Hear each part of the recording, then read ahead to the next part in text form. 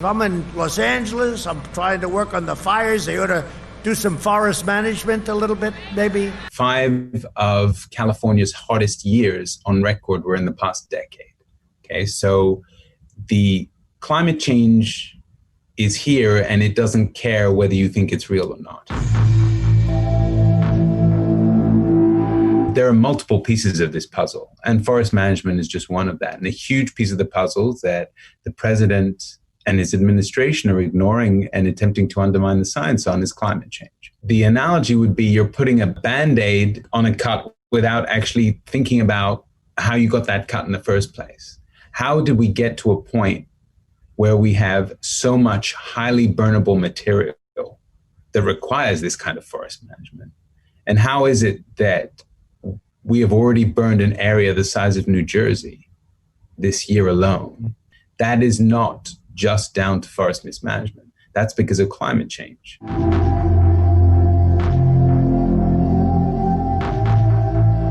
Globally, we've seen about a 2-degree Fahrenheit increase in global average temperatures since the Industrial Revolution. And that's as a result of climate change. And climate change is being driven largely by the burning of fossil fuels and also by the changing of land use to agriculture to support our food system. So as we release those greenhouse gases to the atmosphere, that warms the planet. And on the West Coast, it's warmed even more than the planet as a whole. So whereas the planet as a whole, we're at about 2 degrees Fahrenheit increase, California and the West Coast is about a 3-degree Fahrenheit increase. And one of the major impacts of climate change, particularly on the West Coast, are droughts and heat waves. And those factors are just the perfect ingredients for creating highly flammable fuel. And on top of that, because of these shifting weather patterns, you're also getting stronger wind currents.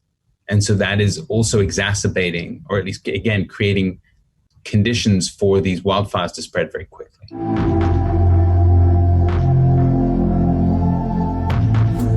Fire is, in some ways, it's very simple. It's not rocket science, right? You need 3 things. You need the right weather, you need the right fuel, and you need a spark, right? And humans are contributing to all 3 of those things, right? Climate change is making the fire season longer because summers is starting earlier, right, and finishing later. The length of the fire season in the West has extended by about 85 days since the 1970s, right? So we're increasing the time period in which these fires can occur. And then because of droughts, because of heat waves, you are creating much more flammable material, right? There's a lot more dead trees. There's a lot more dead vegetation, which is dried out to a point that it is highly flammable, right? And it can spread much more quickly. And then you get into this kind of feedback loop where, because we are burning much larger areas now, it is also much harder then for those forests to regenerate. Because obviously there are these extreme air quality impacts as a result of these wildfires that have been making the Bay Area and elsewhere have some of the worst air quality in the world. And as we've seen, places that have really bad air quality also increased vulnerability and mortality from COVID-19. COVID-19 is obviously a respiratory illness. And so if you're making it harder to breathe as a baseline because of these wildfires and the impact on air quality, you're also putting your population more at risk from diseases like COVID-19.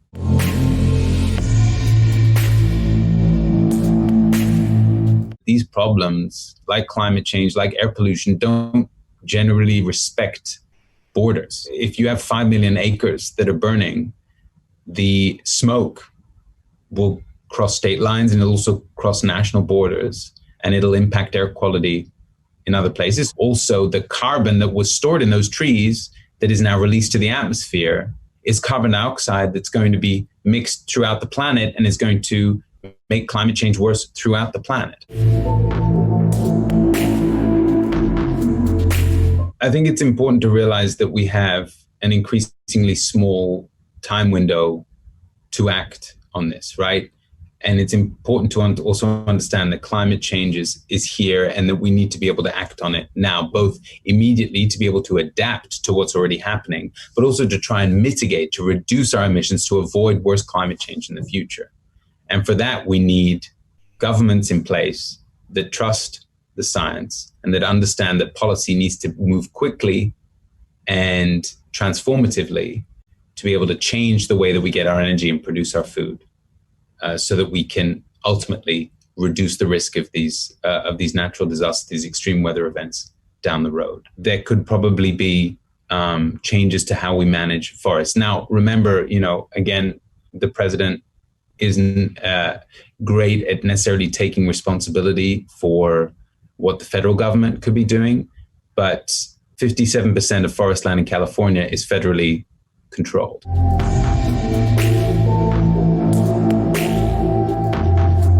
You could definitely see climate refugees.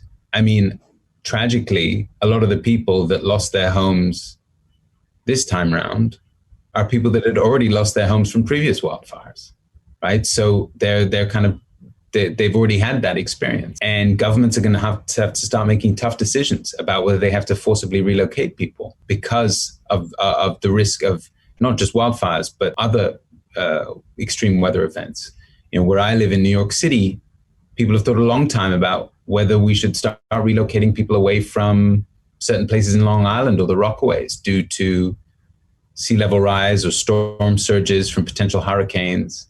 Insurance companies are backing out from insuring a lot of these places, whether it be flood insurance in Miami or fire insurance in California, because insurance companies don't want to be faced with the massive bill of picking up the tab. We will definitely see an increase in climate refugees.